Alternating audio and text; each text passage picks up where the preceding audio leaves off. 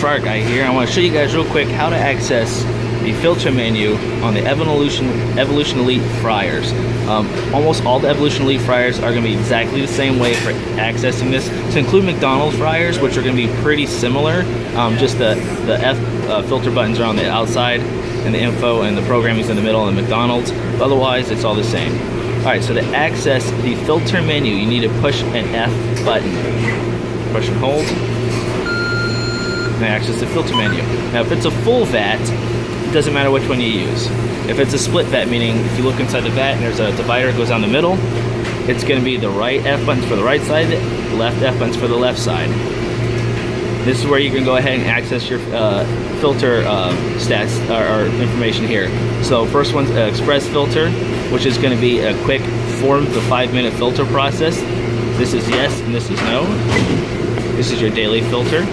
Alright, again, yes or no. This will walk you through what you need to do. It'll tell you to go ahead and drain, open drain, scrub vat, scrub complete, rinse vat, or wash vat, then I'll have your rinse, then I'll have a polish cycle. You want to say yes to everything because it's going to make the oil last longer.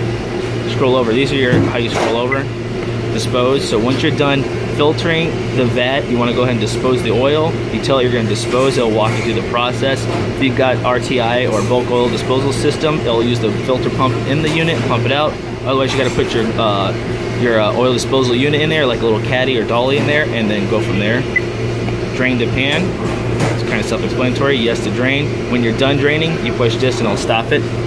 If you've got the handle, pull the handle. If not, it's an automatic drain. It'll automatically drain. Fill from pan. All right. Now, once you hit this, the fill from pan, it'll bring the oil up. However, it'll keep running. It will time out after a few minutes, but once it's bubbling and jacuzziing effect, go ahead and just hit stop. You don't want to wear out the motor or wear out the seal either. Number 6 is fill from jib. That's going to be this here, which you can clearly see is empty. That way you can auto top off yourself. You can top it off yourself. If you have a bulk oil system, it may say fill from bulk. So this is where you will go from here as well. Clean out. Not all of them are going to have clean out, or which is formerly known as the boil out.